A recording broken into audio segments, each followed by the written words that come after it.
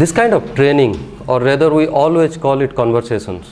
Training, we usually sell it out as a training because that's more popular, but our module inside is always that we don't actually conduct it as a training, rather a conversation. That's all about CSE in fact. Anybody who works in CSE speaks a lot. So you have to actually suffer that bouts of speaking people for the next 2-3 days. CSE perspective, most of the hardest data crunching takes place under both of them. Kiran handles the library. Indian Environment Portal, which is more than 4,40,000 documents. Those have to be processed and brought into something. And that Rajit actually handles that. Once it's crunched and to put it in 2 pages, that if you are a reader of Down to Earth, you must have seen it as a fact sheet.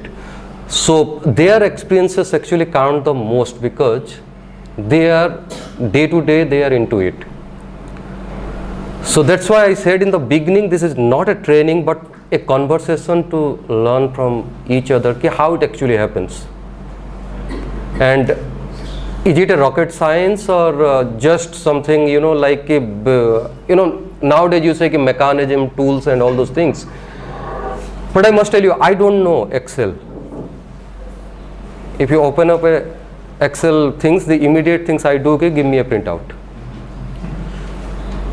And by default working in Down to Earth and in CSE since 1997, this is the first thing you have to learn is that show me the data.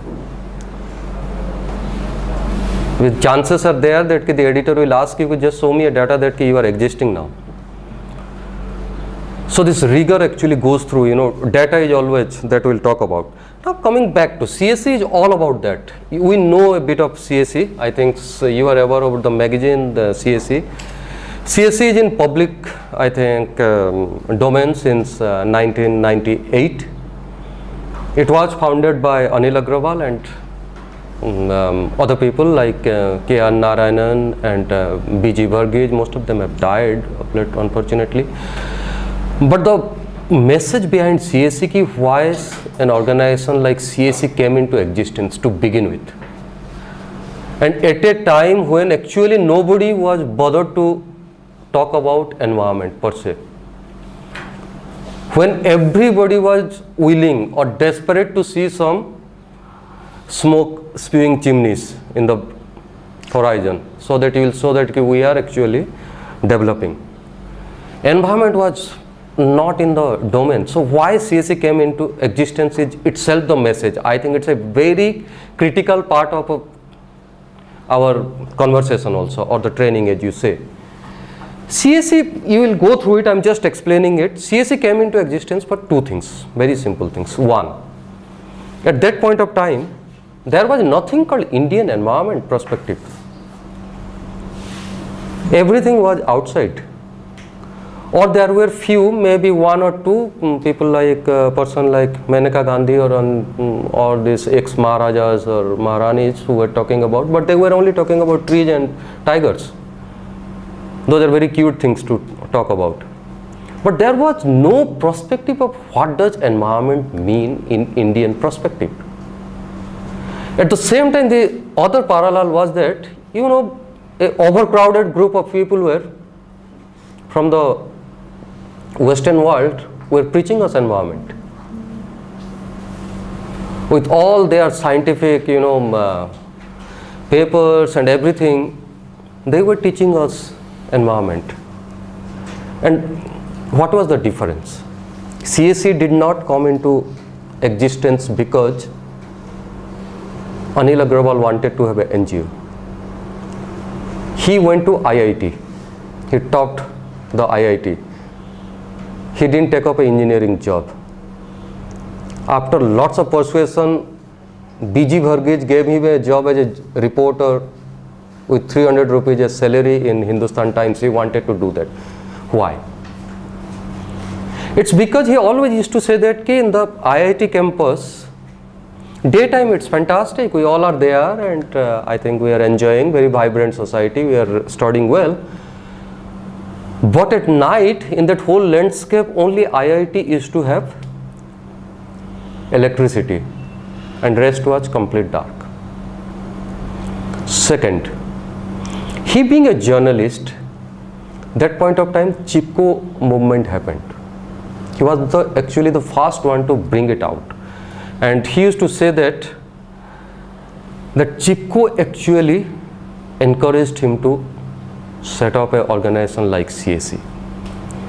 When he went to Chipko and brought it out, and Anil, many of you may be knowing or may not be knowing it, but he was a very jiddi kind of person. What do you call in the Hindi word? Sanki. Very jiddi, means you cannot convince him. If you convince him, I think that's a Bharat Ratna kind of things. But so he convinced BG Varghese saying, send me and report. I will do a reporting. And this editor said, I don't have money, but let's do one thing, we will collect money. So you also collect from your friends, and he collected some money, 50-60 rupees, and went to hills. He said that actually the women are not protecting environment the way it was being made out to be. Don't chop trees and those kind of, no romance around trees. They just wanted take. If we want to chop the trees, and we have the right over it, our resources. So that's the Indian perspective. And he was very convinced, it's right. If a person's livelihood is completely dependent on local environmental resources, he or she has to protect it and use it.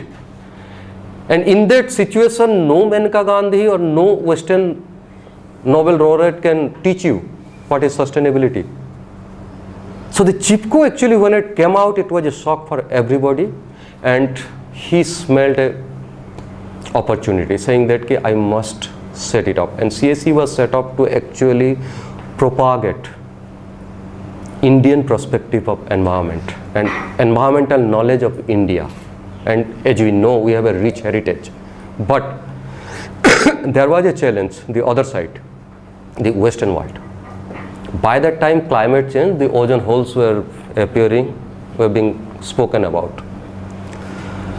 So you must be knowing, this almost sounds like a joke now. That point of time, the scientists in the Western world say, who is emitting, why the global warming is happening? Just make a guess, what could be the reasons? The Western scientists said. They were themselves doing it actually. No, that's the later on. But that point of time, what was their scientific finding? And that was a big challenge and an incentive for CSE to be set up. And why we need to be worried about data. The scientists, Western scientists say that it's the stomach gas of Indian cattle what's causing global warming. And that's how, so Anil realized that, and the other people, that you can't have just a very, emotional Indian perspective of environment, but you must, the way to do, propagate the perspective has to be completely knowledge based. Otherwise you cannot challenge this well entrenched Western knowledge creations, which holds everybody else responsible for everything except their own lifestyle. So that's how, so it's become to, one, CSE is going to do research and will use it as advocacy. CSE is based in Delhi, doesn't have the luxury of really working in the field. So CSE will go back to groups like Chipko, small NGOs, individuals doing their own things, looking at your traditional water harvesting, looking at many people, will travel all around, bring that knowledge, use research tools, create data out of that. Then you go back and these things. That's how CSE was created. And that's how it's always said that CSE is whatever impact it has. It's not that we have spent our whole life here in, but CSE, as I told you, it's actually never works like an organization to begin with. You will have 2 days here, you will see. It's always challenged every day. After this, I'll go back to my newsroom and I'll have a challenge. And I'll behave as if in these 20 years I didn't know anything. There is a new reality. So two part. So it's not only relevant to CSE per se, but the world will have two visions always. The world will have two competing sides always, maybe three, maybe four. And in the current scenario, you have the multiple. Now you don't actually handle livestock. You handle Mata and Pitas. Pitas are not in news, Matas are mostly in news. How do you actually behave in this situation? When you say that I cannot touch a cow now, but till this point of time, I'm sure you must have seen cow as an economic instrument. That's why I think our emotional attachment with it. Forget about all the religious feelings and all these things. These feelings are not without reasons. The problem is that how we have invented a new set of reasons. How you will challenge this? Has the situation changed, say, in 1980 and 2016? Not much. You have more entrenched vested interest to counter. If that point of time you actually fought only America, UK, France, or this group of developed countries, now within your country you have America. You fight that also. So अभी घर में भी fight करना पड़ेगा and you have to fight it out. So in this, data actually becomes the most powerful weapon, because your science is definitive. Science is all about that. It's always definitive. How you science is your political and things. That's what one of you mentioned, that perception of data. That you have to challenge, because that perception problem with data is too high now. Earlier nobody used to research, but now everybody is researching, and it's in your fingertip, it's there. But what does it mean? Suppose if I am a reporter, I remember earlier just to get a one column of census data, you have to spend half a day, or you have to harass Kiran for a complete day. Now I don't do that, but what does it mean? I have not only census, I have around 100 papers around census. So rather overload of it. And each of them is saying something different. What to believe? So CSE came to existence for all these reasons, and will CSE, and for that matter, all of us will continue to exist, because these problems are more pronounced and more challenging now, particularly where everybody wants it and quickly will challenge it.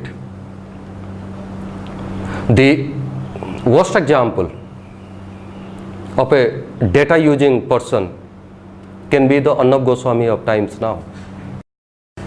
But remember why he uses all this data at the back of his hand and always showing papers and all these things. He's playing a psychological game with you, because he knows that in these things, at least by just quoting a data, however frivolous it is, I am gaining some credibility.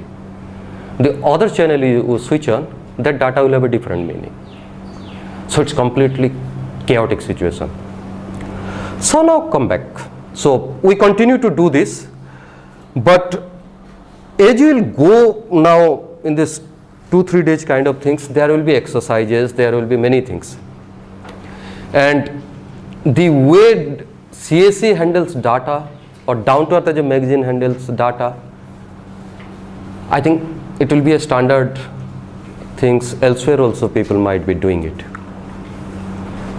So perception of data, and for what you use for, that's I think very critical. So the first question is that why you need data, and for how to use it. Rest are your tools. Your Excel is a tools, your other things are tools, how to design it is a tool, and everything is then. But the most fundamental question I think should be first to begin with. And my role here will be very limited, just to set the pace to you as you go through it, and you will be given lots of things. Let's do a small bit of it. You'll have a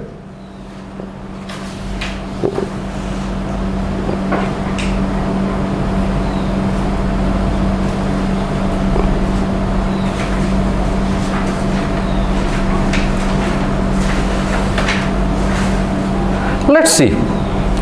Let's call it how data actually. What does data do to you? Why it's a big challenge, and these things. First 3 points. In which context we are talking about data? First, as I have already explained you, at a point of time we were like what our ancestor used to be, hunter and food gatherer.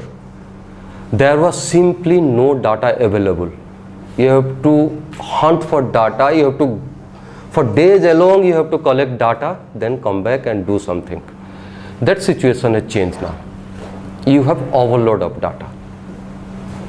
So what do you do in a situation like this?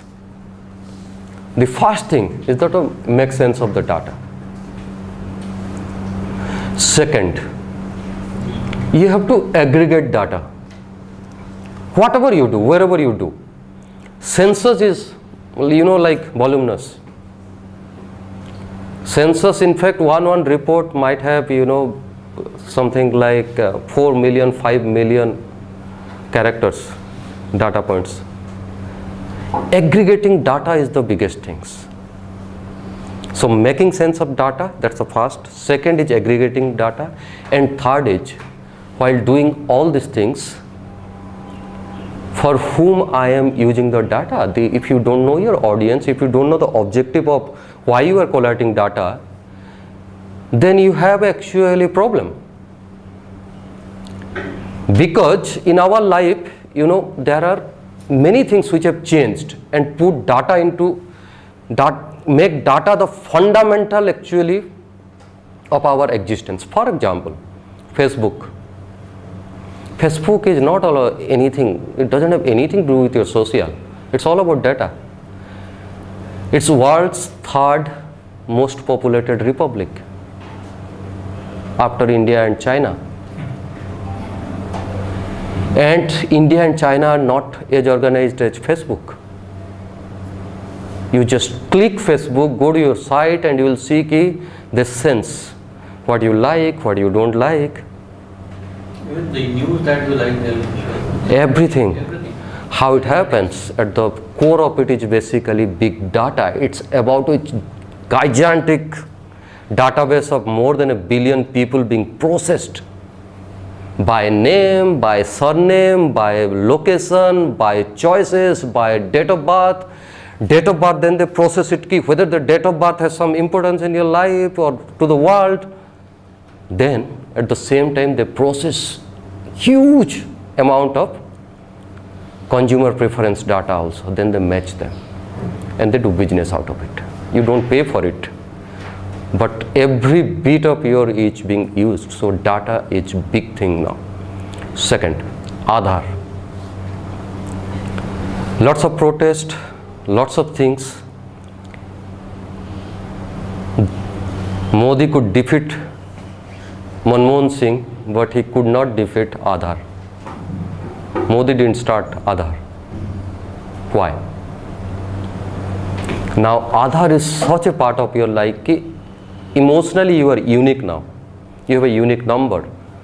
But when you talk in terms of more than 1 billion populations given unique number and everything being seeded into it. you're right. Everything. What does this mean exactly? We have been reporting about Aadhaar, but we could not crack anything except those things, data has been given there and all these things. Third example. How come sometimes you go to any office for any work, in that very simple looking guard and the register, you fill up your things and you put your mobile number. Next 15 days you will see strange messages for you. Somebody just smelled that he came for insurance office, might have some age. It's big data. We don't know. But at the same time, we are also using the same platform. Why Down to Earth has a page in Facebook? Why other magazines are spending money to have Facebook? Why products are being launched in Facebook? Why Twitter is popular? It's all about data. It creates perception. That's the right word. If you are not careful, you will lose things. So it's data. Let's look at how data operate to begin with. So just to sum it up, at this world of huge data, we have to make sense. That's the first thing. We have to aggregate, and the third, we have to know that for whom we are going to use the data. That means your audience. Without knowing that, you will just be nowhere.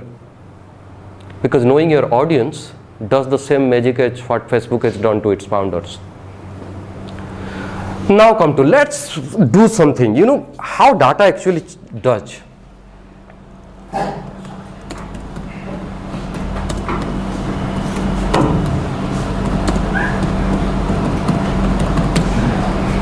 This is sometimes for me, this is the most mysterious data available till now.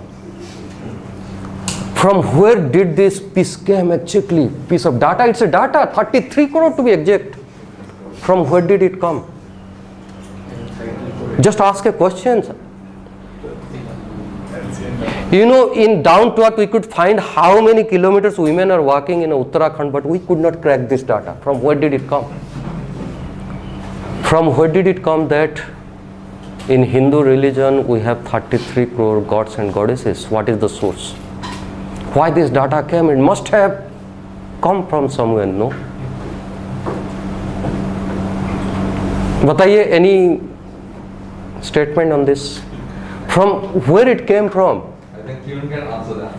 Huh? Kiran can answer that. Kiran also didn't do it. Her portal is completely out of it. You know, how can it be so exact 33 crore about a religion?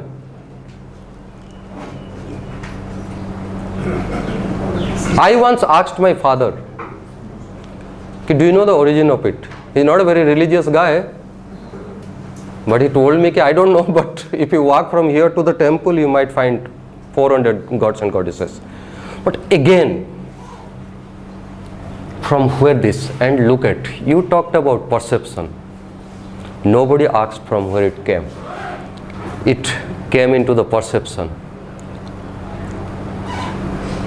Nobody challenged it. Nobody asked. Nobody asked the reasoning of this figure. And now perception. Once it become a perception, it open to interpretation also. If you ask me, I'll just keep looking at current situation. I'll say that it basically says that, you know, Hindu religion is a very decentralized religion, individualistic religion. I think every person, that might be the population of India that point of time, and so it's very individual, don't go by Mata Pita kind of thing, enjoy life. It depends, but somebody else will say that it's a universal religion. You know, that's why we actually put all the gods and goddesses and did it, but I don't know the source. So data has that power. 33 crore gods and goddesses became our without knowing also. How many gods and goddesses we actually know and perceive? The biodiversity of gods and goddesses in India has shrunk to that level, the same way our vegetables and food grains have also come to 5 or 6. You know, we have more living gods and goddesses now than those 33 crores. So data is powerful if it's not handled properly. It can create perceptions which may not be of your liking, which can impact you. Now suppose if you go to a tribal area, somebody is actually into preaching and all these things, the first question comes is this: I offer you one God, and you know for sure He is your God, and these are my principles. So everybody is using it. It's not that it's not being used. We don't usually ask it. Now let's look at another thing. So basically, the message out of is that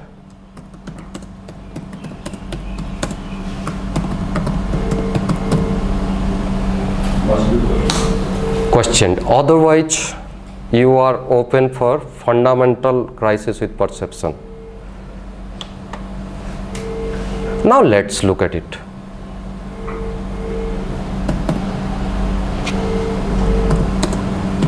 This is another big myth. 99% sure I am, you go. Ticket is confirmed.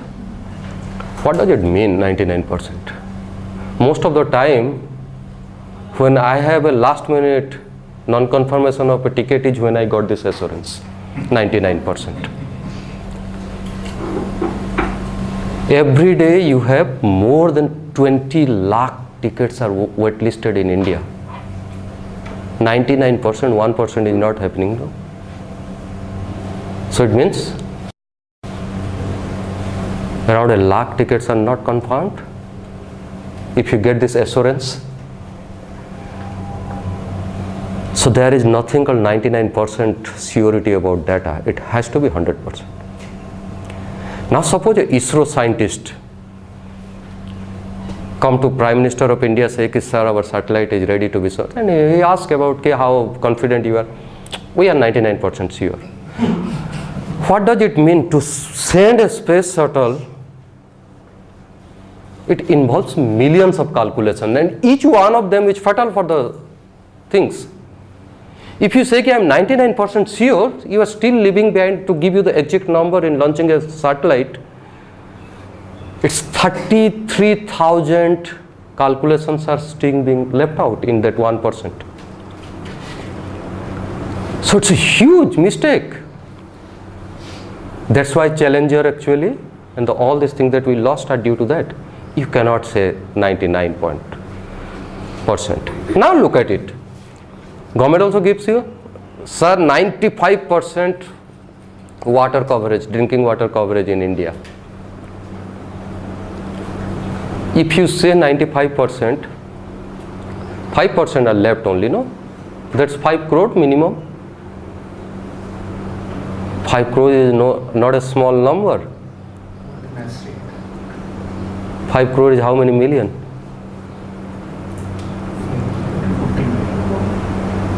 So just imagine if 5 crore people are not having access to drinking water, the world is not going to meet its target also. It's a global issue.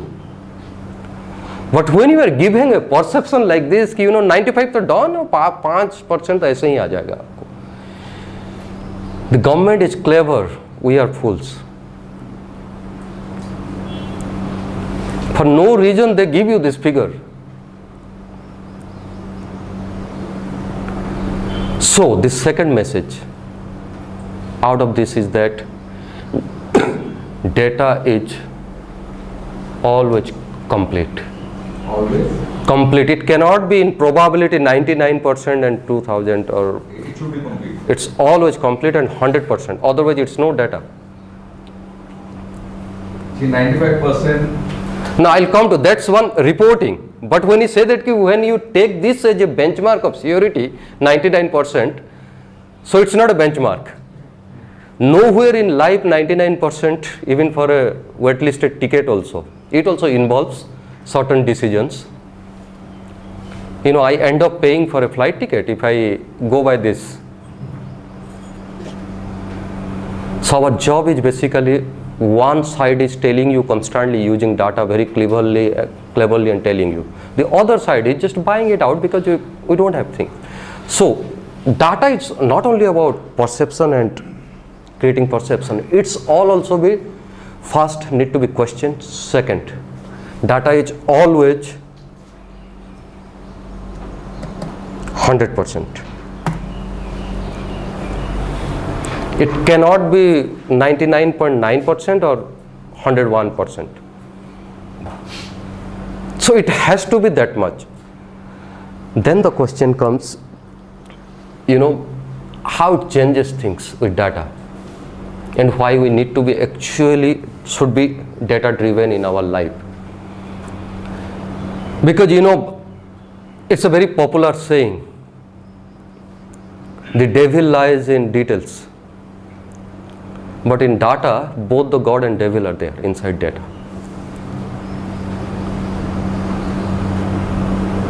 So data driven means one way that you are leaving no space or scope for any question on your credibility.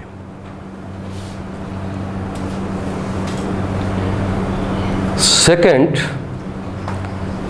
if you are data driven, then you are secular also. I'll tell you a clever story we did. Don't mind all this, but we are living in a world, so we cannot.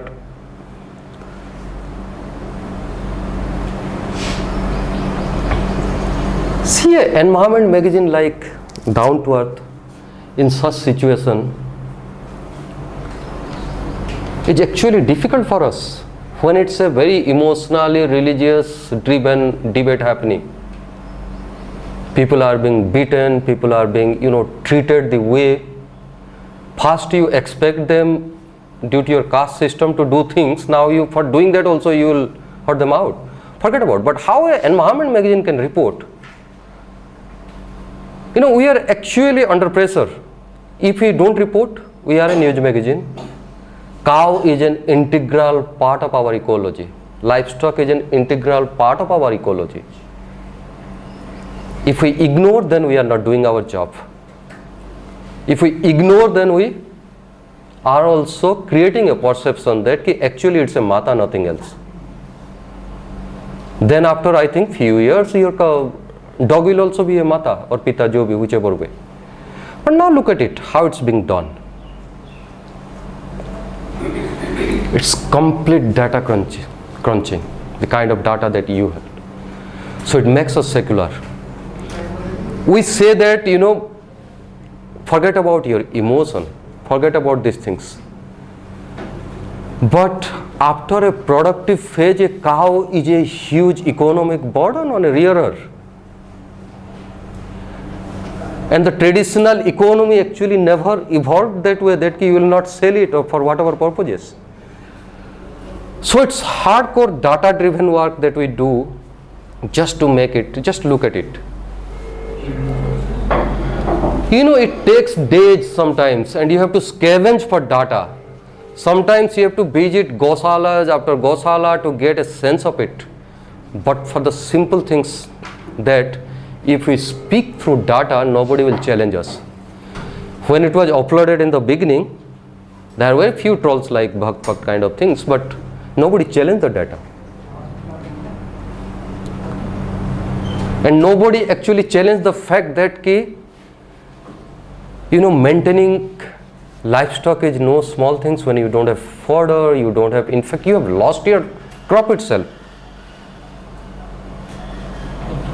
And at the same time, we very cleverly also ask people question. I don't abandon my mother. These states did. It's a counter to the people who are taking up all these things. Forget about your political belief and all these things. We did it with data. We said that these are the states which actually abandoned this many number of cattle. I am speaking to you in a different language because I am inside a room, but as a journalist, when I write for a large things, and I do keep in mind the things. So data makes you actually secular, and that's why we need to be cautious and obsessive about data. Data makes it powerful, whichever argument you make. Now, what else actually we need to do? What I'll do after these things, I actually looked at few of your things that the conversation we had.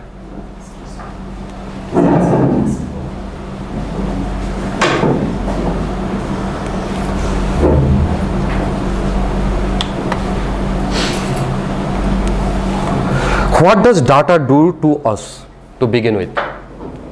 You will go into your detailed classroom and all these things. As I told you, you have both the God and devils are inside a data. And if you have the strength of data and data crunching, then you are winning and speaking with some credibility that takes away the onus from an individual or an organization. I'll just give you an example. Recently, the biggest data that was under discussion was which one? If you remember any controversy about data, recent time, one exactly. GDP is the recent, latest. Let's look at it. GDP, the latest came, and India became the fastest growing among the emerging. It was under huge debate. The debate is not without reason, and government lost credibility.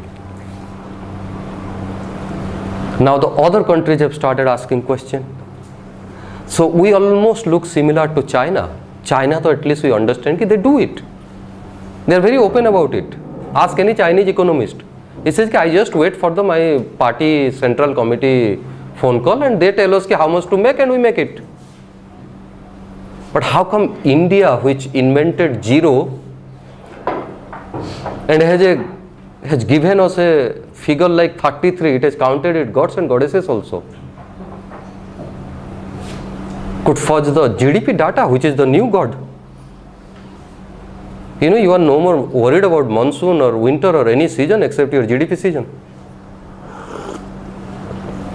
When you say they have fudged the data, they have changed the method of computing. I'll just explain it. It's it's fudged basically. It became fudged basically this discrepancy in the accounting system.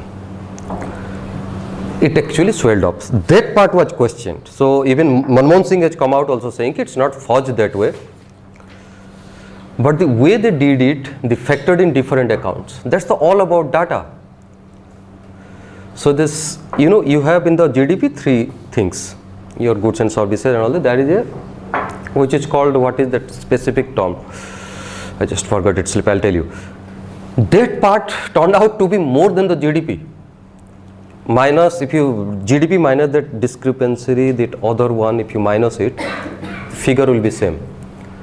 That part was questioned. And why that part was questioned? Because in an ideal situation, that part should not have been added.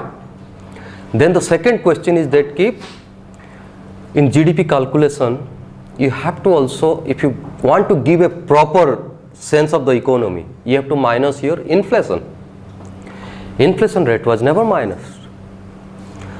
So who is worried? I am more worried about my dal, how much weight would I have. Now GDP is a uniform things, but the message out of this is that how actually people can use data, how difficult it will be to actually point out things unless we understand.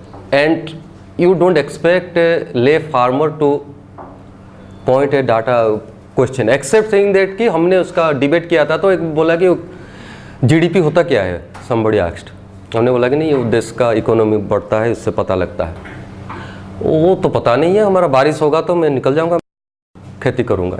As simple as that. And particularly at a time why data is more needed, because we are getting organized. For example, GDP we are taking again. GDP is a now global measure of economy, and India is globalized. Within GDP there is itself inside India one major instrument, budget, is undergoing a change. You have now gender budgeting, green budgeting. After some time you will get environmental services payment budgeting within the budget. These things are changing, which ideally give you an opportunity to actually lobby for our respective subject. But if we don't understand data, for example, in the past 3 years, 4 years back, gender budget came and it looked pretty impressive and nobody questioned. Government just did a ICDS program, how it's gender, women, just give it to. Then they split the whole budget into saying that we have the around 50-50 population, just send it. It was done so frivolously. It's not done that way. But the counter was it was not strong at all. Where actually we can count our cows, livestock by male, female, by everything. So data actually is being used by others. If you are not yourself data centric and don't know the mechanism and ethics of data, then you are just letting people to do their own thing and not questioning it. So data actually can make or break a situation, make or break a fight also. Diesel, Delhi ka we all know. You know, from somewhere a data came and saying that oh, my personal cars are not contributing to the pollution level that much. Odd and even. The only verdict we got in public for consumption is that during odd and even the pollution was not less. It means the whole experiment was questioned. But did anybody ask why it happened? There were other factors during that point of time. Could have things. You know, these are only expert deal it. But those experts who deal it sometimes don't communicate with others also. So like CAC has a clean air campaign, so it goes to public every moment with the challenge and all this and does it. But there are other issues also. For example, in livestock, when we were looking at the livestock census, if people put it together, we spend nights looking at it. People like Rajit actually does it. We found that there is a clear-cut sexual selection among livestock. So there is here in this case, there is a bias for women in livestock, because you need milk, and you don't need actually for them physical labor now. So push them out. So data also tell you a story. It's not a story to be worried about, but we need to be worried about what's happening to your livestock. For example, another data was like in that we found that all our local breeds are out.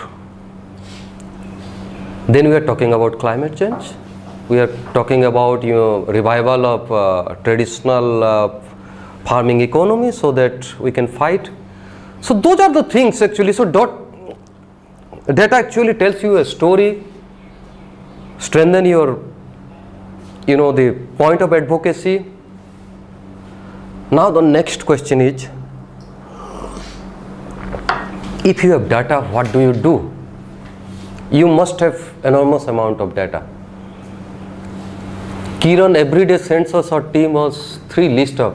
Uspe must be 15 to 20 big reports. What do I do?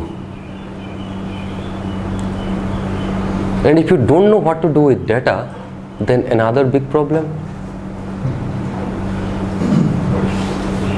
So what will you do? So you can set up a library and can just put it and then you sit to it. During conversation we get to know that there is almost data available for everything, but we never knew it and we lost many cases.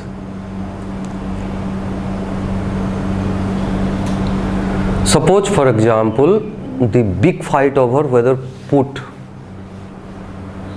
a anti-smoking warning with that photograph that comes in the cigarette pack. The cigarette manufacturers spent billions of rupees not to let it happen. They had all the data. Even now ITC can tell you Japan having least consumption of smoking but highest number of cancer. India doesn't have.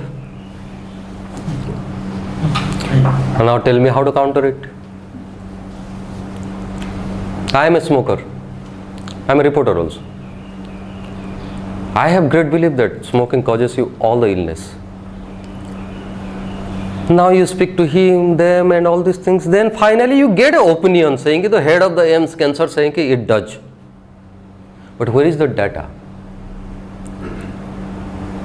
Then say no, after the story comes out, we have a 20 years old data. Then you get to know and look at the data, it's completely showing clearly there is a correlation.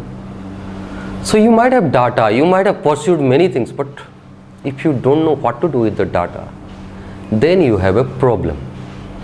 So that's the most important things, is that we need to know why we will have data and what we will do with data.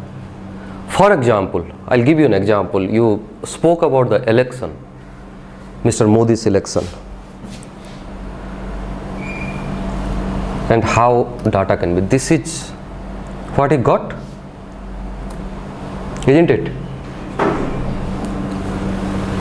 He got only 31% people actually voted for him, and he got a majority after he is heading a government which is, after 30 years we have a majority. Then who exactly, from where he got all the seats? Mr. Modi is not going to explain you why he got that many seats, but a Rahul Gandhi, but a Mamata Banerjee should be worried about the data. This data is available, but you need to know what to do with this data. Prashant Kishore, who is the poll strategy now for many parties, he uses this data. He just found out that precisely how Modi got into power is, he has the historic voters into seat ratio. And to in lay language, he has won this many seats because there was split, and a swing votes only got him winning 285 seats. So if he can actually use this data, he knows now, okay, I want to use this data to get Bihar go to JDU or this state go to that party. So you need to know the data. It's always open, it's available. No party actually got this kind of voter share and had a majority government. So why you want to use the data? I have a question for you. What do you do with your data on livestock? Where do you use it? Why you want to collect data itself? Means how you use it?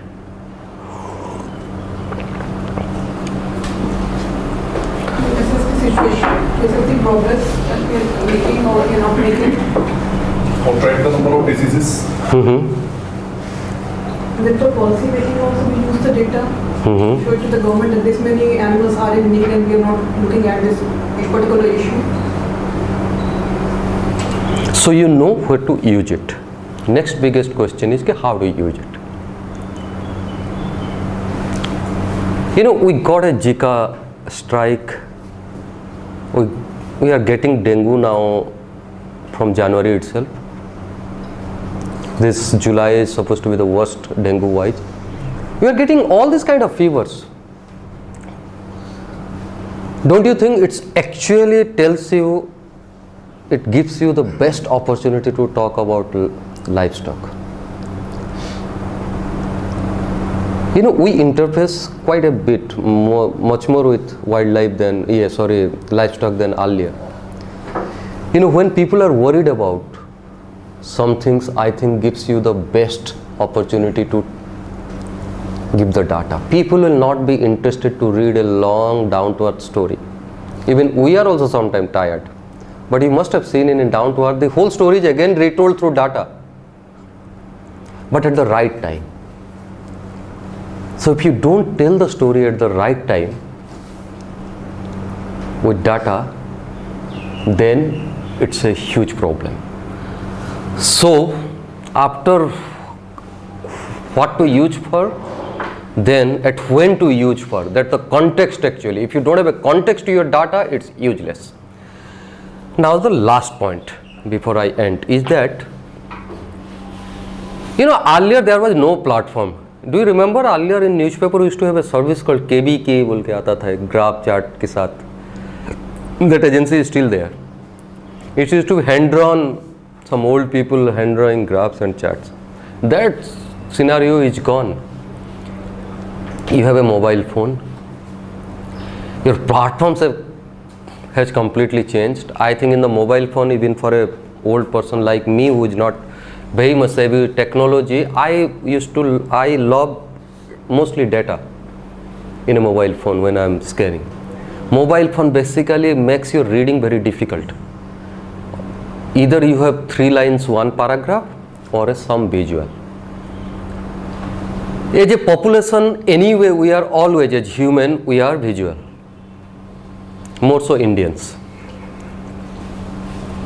You know, that's why Shah Rukh Khan can fake you a great jump from 60-story building and we still believe. You know, we need the spectacle kind of things. So, last thing is that your platform has completely changed. Your audience has changed. For example, currently we are observing the 25 years of reform. Sometimes it feels odds. You know, there is a data. 40% of India was not born at that point of time. 40% of India is growing with a new economic model. They have not seen the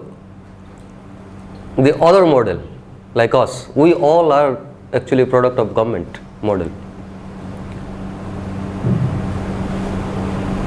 And now you are telling them with series of articles that how India has changed. What does it mean to them? For who have actually grown up, their parameters have changed in life. Why they will be interested in equity, inequity, unless they join an NGO?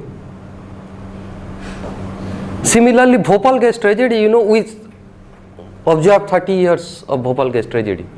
Our point was also inside there. Shit, more than 55% people were not born.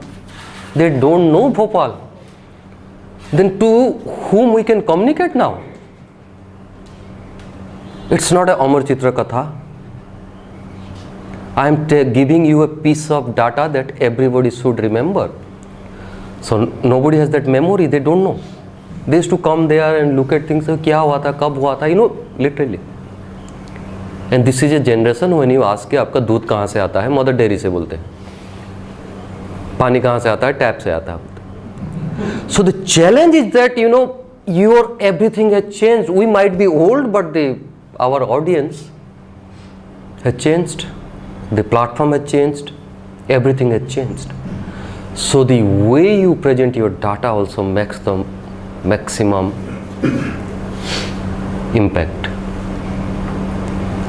So now if you just say that in a conversation I put a 2 graph, nobody is going to read it anyway. So these are the fundamental things that in the next, I think, 2 days we'll get to know and how to do it. And just to again alert you, we call it a conversation here. You will get always speaking people like me more. So, and it will be more. The more we engage, actually we get to know. And just to end and to give you again another data and how it changes life and for an organization and for everybody. CSE is known for its clean air campaign in Delhi. That's how CSE came into, besides other things. And how it was done. We did everything, we did research, we did everything. So everybody said कि हाँ pollution तो है, हम तो घर से बाहर निकलते हुए तो we can feel it. But the moment we put a figure saying that कि every minute one of you is dying due to air pollution and released the study in a public meeting, next day there was a suo motu Supreme Court intervention. Because that was a powerful piece of data. Why you get worried about bromate? Why you get worried about pesticide in your cold drinks? We are very sure that our children are drinking that. So that powerful way of telling also things, and it changes things. You might have taken 2 years of research, but just one data saying that maybe tomorrow you or your kid will die, just like that. It's called, you are a very non-violent person, I know, and by nature we all are that, but sometimes you have to be subversive. If it's not violence, we need to tell.